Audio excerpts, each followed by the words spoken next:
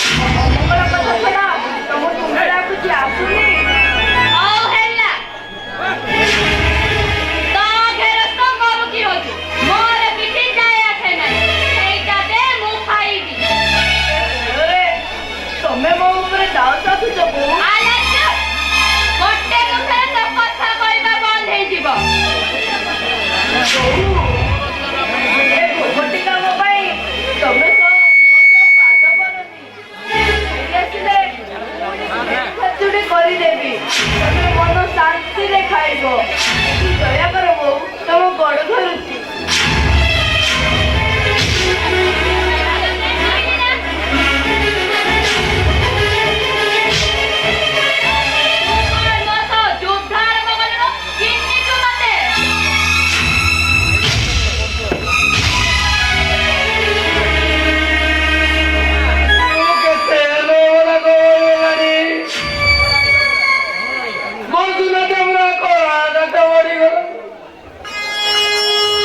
भगवान तुमको केते कष्ट देलेनी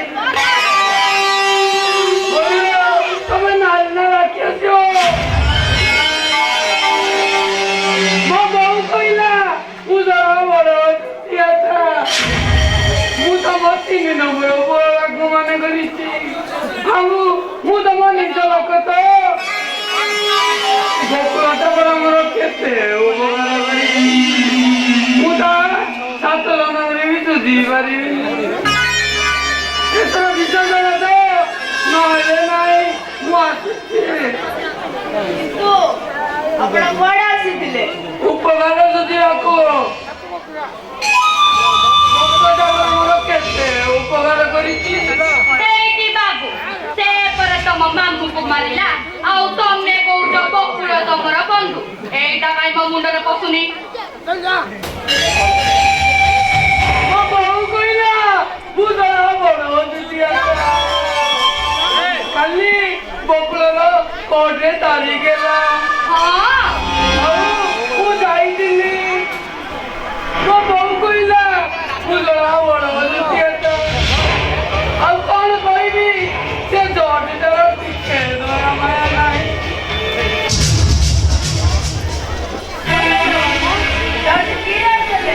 ବକୁଳକୁ फांसी ऑर्डर आइगला ଆଉ ଆସନ୍ତା ମାସରେ ତାର ଫାଶୀ।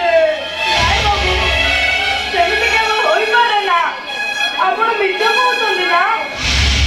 ମୁଁ ଯଦି ମିଛ କହୁଛି କାଲି ସକାଳୁ ବଡ଼ ବଡ଼ ଅକ୍ଷରରେ ଦେଖିବୁନି ଯେତେବେଳେ ବାହାରିବ। ନାଇଁ ବାବୁ ଭାଗ୍ୟ ମୋ ସହ ଖେଳ ଖେଳୁଛି।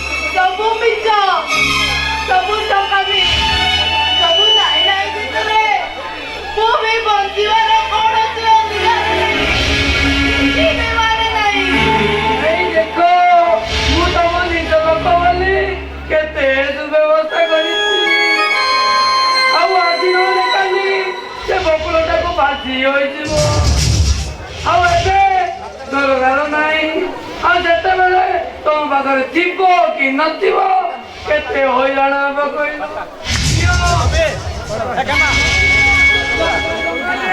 କାମରେ ଆସିବ ଆଉ ସୁଧି ହେବା ପାଇଁ ତମ ପାଖରେ ପଇସା ପତ୍ର ଅଛି କି ନାହିଁ? ହଉ ଦେଖେ କେତେ ଅଛି।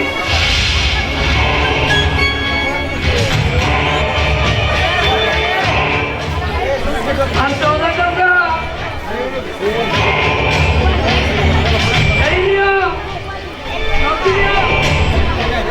ରଖିନିଅ ଦରକାର କାମରେ ଆସିବ। ଦରକାର ନାହିଁ।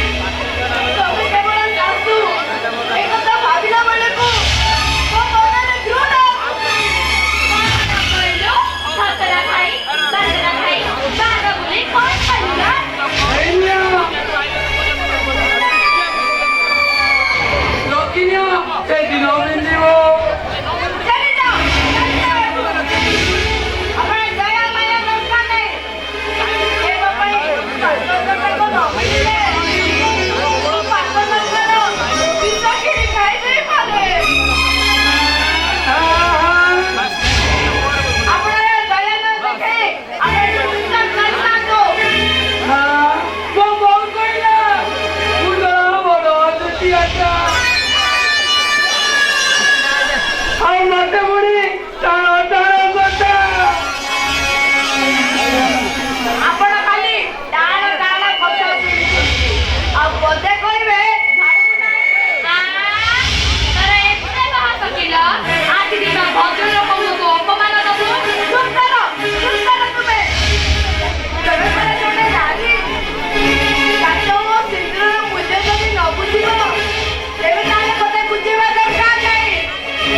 ଆଇନର ମୂଲ୍ୟ ତେବେ ବୋଲି ଅନ୍ୟମାନେ କେବେ ବି ବୁଝିପାରିବେ ନାହିଁ। କେବେ ନୁହଁ।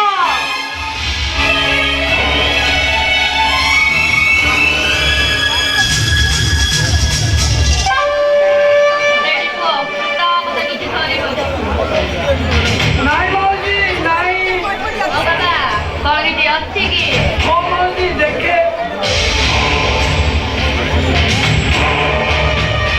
କିଛି ତ ନାହିଁ, ସିଗାରେଟ ଅଛି। ହଉ, ମୋ ପାଖରେ ତ ନାହିଁ, ମୁଁ ପଛରେ ଆଣିଦେବି। ଆଉ ଆସୁଛି ମାଉସୀ, ଆଉ ଥରେ ପୁଣି ଆସିବି।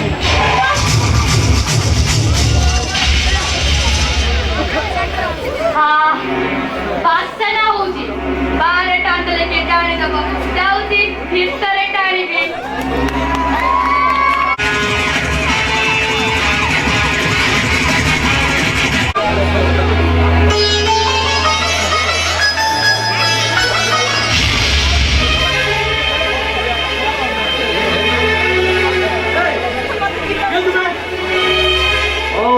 ତୁମେ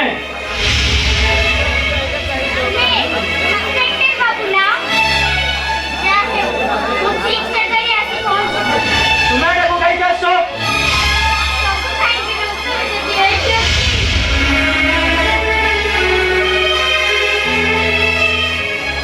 କୋଉଠିକୁ ଯାଇଥାନ୍ତି? ଫୁଲଟିଏ ଫୁଟି ମନ୍ଦିରକୁ ଯାଇ ନ ପାରିଲେ କାହାର ଫୁଲଦାନୀ ସଜେଇବାକୁ ତ ଯିବ।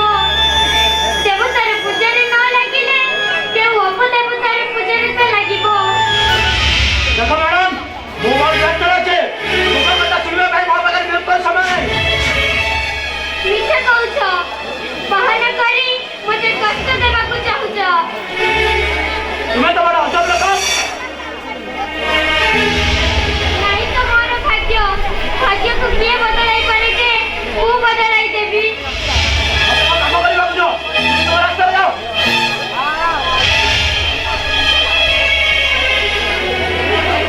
କୁଆଡ଼େ ଆସିବି? ଅନ୍ଧପୁଅର ନଈଟା ଭାଙ୍ଗିଗଲା ପରେ ଆଉ କଣ ସାଗରକୁ ଫେରେ ଇନ୍ସପେକ୍ଟର? ଯଦି ଭେଟେ ପଙ୍କୁଆ ଦେହର ତଳୁଆ ଛାତିଟା। ବନ୍ଦ କର, ବନ୍ଦ କର ସମାଜ କଥା। ତୁମେ ମତେ ସିଧା ସିଧା କୁହ, ତୁମେ ଏଟାକୁ ଖାଇକି ଆସିଛ। କୁଆଡ଼େ ଆସିବି ବୋଲି ବାଟ ଜାଣିନି ବୋଲି ଏଇଟାକୁ ଆସିଛି। ମୁଁ କଣ ଆଜି ସୁନ୍ଦର ଲାଗୁନି? ସେ ବାଜ୍ୟ କଥା ଗୁଡ଼ାକ ବନ୍ଦ କର। ମେଞ୍ଚାଏ ଦେହଟା ପାଇଁ ଜଣେ ନିର୍ଦ୍ଦୋଷୀ ମଣିଷଟା ଫାଶୀ ପାଇବ ଏ କଥା କଣ? ତୁମେ ଛାଡ଼। ଭାଙ୍ଗି ଦିଅ ମୋ ଶଙ୍ଖ, ଲିଭାଇ ଦିଅ ମୋ ସିନ୍ଦୁର। ତମକୁ ତ ଖରାପ ହେଇଗଲେ ଭଲ। ଭାଙ୍ଗ ମୋ ଶଙ୍ଖ, ଲିଭାଇ ଦିଅ ମୋ ସିନ୍ଦୁର।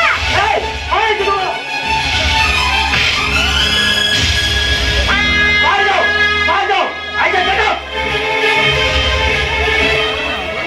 ତୁମେ ମୋତେ ମାରିପାରିଲ ଇନ୍ସପେକ୍ଟର, ହେଲେ କହିପାରିବ କେଉଁ ଅଧିକାରରେ ତୁମେ ମୋ ଦେହରେ ହାତ ଲଗାଇଲ?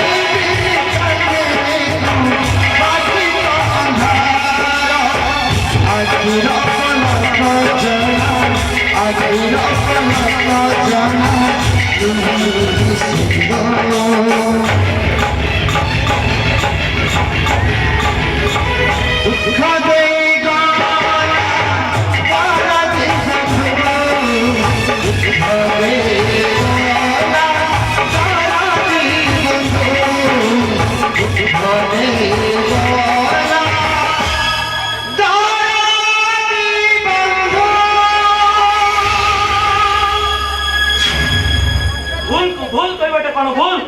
ଜଣେ ପୋଲିସ ଅଫିସର ଭାବେ ନିଜ କର୍ତ୍ତବ୍ୟ କରିବାଟା କ'ଣ ଭୁଲ? କାନୁନ ଅଧା ଧରା ଦେଇ କି ଭୁଲ କରିଛି ମୁଁ? କି ଭୁଲ କରିଛି? ଭୁଲ କରିବାଟା ହେଉଛି ମଣିଷର ଜନ୍ମଗତ ଅଭ୍ୟାସ।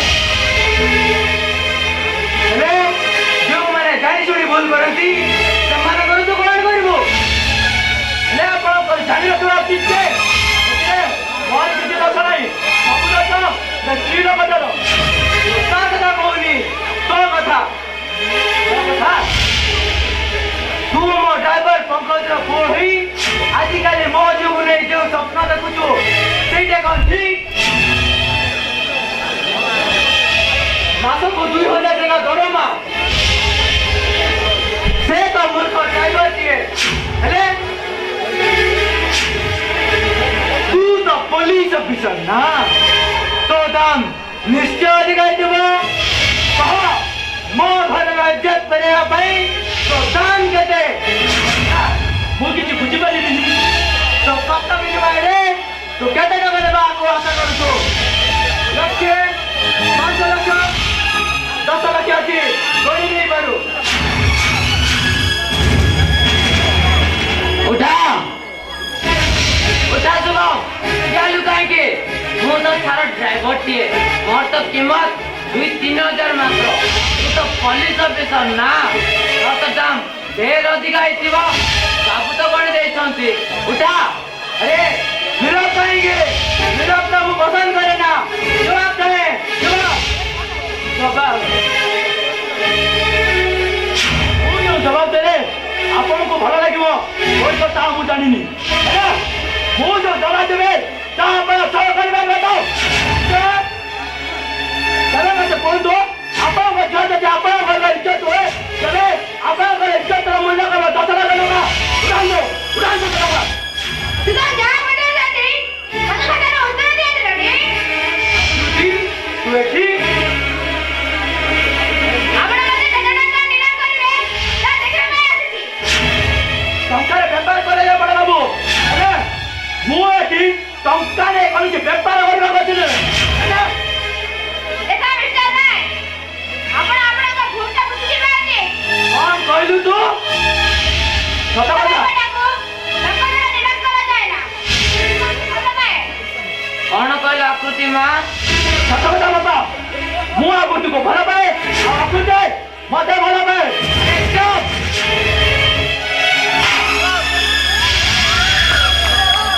ତୋର ଏତେ ସାହସ, ଏ ବଡ଼ ବାବୁଙ୍କ ସାମ୍ନାରେ ସେତେ ବଡ଼ କଥା କହିଦଉଛୁ। ବିଚାର ଥିଲା ବୋଲି ସିନା ପିଟି ଦେଲେ, ହେଲେ ଏ ମନଟାକୁ ନୁହେଁ। ଆମ ଦୁଇ ଜଣଙ୍କ ମନ ମିଶି ଯାଇଛି। କ'ଣ ବିରୋଧ କରିଛୁ ତୁ? ହଁ? ତୋ ଅଧିକାର ତୋତେ ଦେଲା କିଏ? ତାର ଅଧିକାର କେବେ ନେବା ପ୍ରଶ୍ନ ଉଠିନି। ଏଇଟା ଥିବ ନା ଭବିଷ୍ୟତ କଥା ନିଷ୍ପତ୍ତିଟା ମୁଁ ନେବି। କାନୁନ ଅନୁଯାୟୀ ନିଷ୍ପତ୍ତି ନେବାର ଅଧିକାର ଆମ ଦୁଇ ଜଣଙ୍କର ଅଛି। କାନୁନ ଦେଖାଉଛୁ? ଓ, ତୁ ପୋଲିସ ଅଫିସର ନା? ପୋଲିସ ବର୍ଦ୍ଦି ପିନ୍ଧି ବୋଲି କାନୁନ କଥା ଉଠଉଛୁ ନାହିଁ।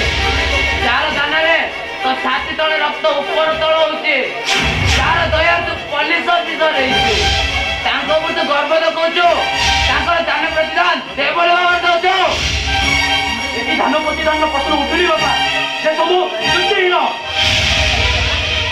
ଏଇ ଗାଡ଼ିକୁ ଦର ଦେଖାହେଲେ ବାପା। ଖଟୁଥିଲ, ଅଥଚ ତମକୁ ପଇସା ଦେଉଥିଲେ। ସେଇଟା ତୁମମାନଙ୍କ ଖୁସିର କଥା। ଆମେ କାହିଁକି ଜାଣିବୁ?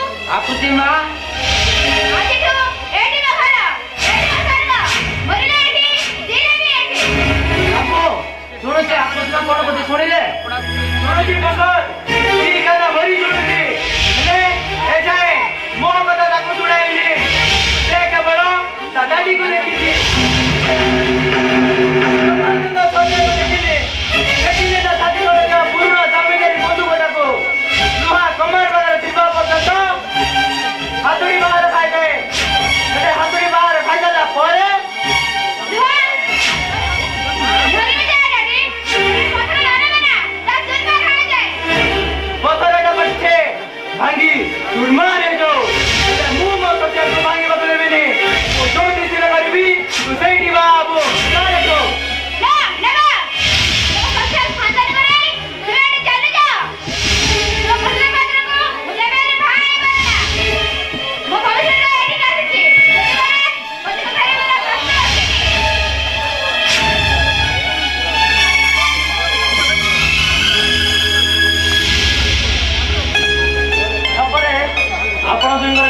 କହିବା ନାହିଁ। ସବୁ କଥା ଜାଣି ଶୁଣିବା ପରେ ଏଥର ଆମ ଦୁଇଙ୍କୁ ସଂସାର କରିବାକୁ ଦିଅ। ସୁଗମ ମୁଁ କହୁଛି ଯାହା ତ ଛାଡ଼ିଦେ। କ୍ଷମା କରିବେ ବାପା, ଯାହା ତ ମୁଁ କେବେ ଛାଡ଼ି ପାରିବିନି। ତାହେଲେ ତୁ ମୋ ପୁଅ ନୁହଁ। ତାହାର ଉତ୍ତର ମୁଁ ତ ଦେଇପାରିବିନି। ହେଲେ ସେ ଗୋଟିଏ ପ୍ରଶ୍ନର ଉତ୍ତର ପାଇଁ ମୁଁ ଆମ ବିଶ୍ୱାସରେ ବିଷ ମିଶାଇବାକୁ ଚାହେଁ ନା ବାପା। ଏ ସୁଗମ ପିନ୍ଧିଥିବା ବର୍ତ୍ତିଟା ନ୍ୟାୟର କେବେ ଅନ୍ୟାୟର ନୁହେଁ। ନାଇଁ କରନ୍ତନି ବାପା, କରନ୍ତନି। ମୁଁ ତମର ବୋହୂଟିଏ ନୁହେଁ, ଝିଅଟିଏ, ଆଶ୍ରୟ ମାଗୁଛି। ତୁମେ ପଙ୍କଜ ପଙ୍କଜ ଆଜି ନିରୁପାୟ ହୋଇଯାଇଛି ବାବୁ। ନିରୁପାୟ। ଏଇ ଦି ଜଣଙ୍କର ହସର ହସର ମୁଁ ଦେଖି ମୋ ବାପା ପୁଣି ତଳ ଉପର ହେଇଯାଉଛି। ତାମାନେ ମତେ ବୁଝିଯିବାକୁ ପଡିବ ଯେ ତୁ ମଧ୍ୟ ଏମାନଙ୍କ ସହିତ ଅଛୁ। ମୋରି ଦାନା ଖାଇ ମୋ ଉପରକୁ କୁଳକୁଟା ମାରିବାକୁ ଅଛୁ। ନାଇଁ ବାବୁ, ବେଇମାନ, ବିଶ୍ୱାସଘାତକ। ନାଇଁ ବାବୁ, ଏ ପଙ୍କଜ ଦାସ ଛୋଟ ଲୋକ ହେଇପାରେ କିନ୍ତୁ ବିଶ୍ୱାସଘାତକ ନୁହେଁ। ହଁ ତୁ ବିଶ୍ୱାସଘାତକ। ମୋରି ସମ୍ପତ୍ତି ଲୋଭରେ ଏ ଦୁନିଆ ଆଗରେ ମୋରି ମାନ ସମ୍ମାନ ଇଜ୍ଜତକୁ ବର୍ବାଦ କରିବା ପାଇଁ ତୁ ଏକ ଚକ୍ରାନ୍ତ କରିଛୁ। ଶୁଣିଲୁ ସୁଗମ, ଶୁଣିଲୁ ବାବୁ କଣ କହୁଛନ୍ତି? ମୁଁ ଯଦି ତୋର ପ୍ରକୃତରେ ବାପା ହେଇଥାଏ ତାକୁ ଛାଡ଼ିଦେ। କ୍ଷମା କରିବେ ବାପା, ଯାହା ତ ମୁଁ କେବେ ଛାଡ଼ି ପାରିବିନି। ବାପା, ଏତେ ବଡ଼ ନିଷ୍ଠୁର ହୁଅ ନା। ଆମକୁ ଟିକେ ଦୟା କର। ତୁମେ ଚୁପ୍ କର। ସୁଗମ ମୁଁ କହୁଛି ଯାହା ତ ଛାଡ଼ିଦେ। ନାଇଁ ବାପା, ଯାହା ତ ମୁଁ କେବେ ଛାଡ଼ି ପାରିବିନି। ହେଲେ ତୁ ମୋ ପୁଅ ନୁହଁ। ତାର ଉତ୍ତର ତ ମୁଁ ଦେଇପାରିବିନି। ସେ ଗୋଟିଏ ପଛର ଉତ୍ତର ପାଇଁ ମୁଁ ଆମ ବିଶ୍ୱାସରେ ବିଷ ମିଶାଇବାକୁ ଚାହେଁ ନା। ସୁଗମ ଏ ସୁଗମତା ଜୀବନରେ ତୁମ କଥା କେବେ ତଳେ ପକାଇନି ବାପା। ଅକ୍ଷର ଅକ୍ଷରେ ପାଳନ କରିଛି। ଆଜି ଘରୁଟିଏ ମୋ କଥା ରଖ ବାପା। ତୁ ତ କଥା ରଖ, ମୁଁ ମୋ କଥା ରଖିବି। ସୁଗମ ସବୁ ପୁଅ ବେଦିରେ ବସି ବାହନ୍ତି, ତୁ ହେଲେ ବାବୁ। ବାହାଘର ତୋ ବାପର ଶବ ଉପରେ ବେଦି ବନ୍ଧା ହବ। ତୋ ବାପର ମଡ଼ ଉପରେ ତୋର ହୋମ ଜାଣିବ। ତୋ ବାପର ଚୁଇ ଉପରେ ତୋ ବାପ ପଙ୍କଜ ଦାସ ସମାଜ। ନାଇଁ ବାପା, ଏମିତି କୁହନି। ଏତେ ବଡ଼ ଶାସ୍ତି ମୁଁ ସହିପାରିବିନି। ଏ ସୁଗମକୁ ତୁମେ ପିଲାଟି ଦିନରୁ ପାଳି ପୋଷି ବଡ଼ କରିଛ। ତାର ସବୁବେଳେ ଅର୍ଦ୍ଦଳିକୁ ସହିତ ଆଜି ଥରୁଟିଏ ମୋ କଥା ରଖ ବାପା।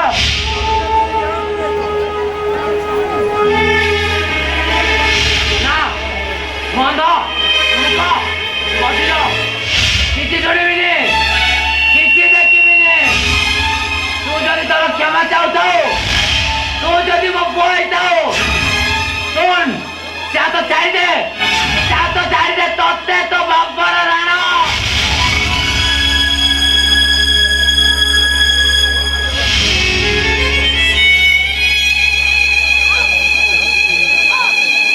ଏ କ'ଣ ବାପା, ବାପାର ଅଧିକାର ନେଇ ଥରୁଟିଏ ବି ମୁଁ ବଞ୍ଚାଇଲୁନି। ବାବୁ ଆକୁତି ମାଗୁନା ଏଠୁ ଚାଲି ଯାଆନ୍ତୁ। ନା। ଆମକୁ ଫେରିକି ଫେରିବାର ପ୍ରଶ୍ନ ଉଠିନି। ବର୍ବାଦ ଯିବ। ତୁ ମରିଗଲେ ବି ତୋ ମଡ଼କୁ ଗୋଦାରି ଗୋଦାରି ନେଇଯିବେ। ସୁଗମ, ଦେଖିକି କଣ କାହିଁକି ସୁଗମ? କଣ କାହିଁକି? ସୁଗମ ଆଜି ହାରିଯାଇଛି ଆକୁତି। ସୁଗମ ଆଜି ମରିଯାଇଛି। ବାପାର ସେଇ ରକ୍ତ ଭିତରେ ସୁଗମ ଆଜି ବନ୍ଦୀ। ଆକୁତି ମାଗୁନା ଏଠୁ ଚାଲି ଯାଆନ୍ତୁ। ହେଇ ଚାଲ ବୋଲୁଛି, ଚାଲ ଏଠୁ।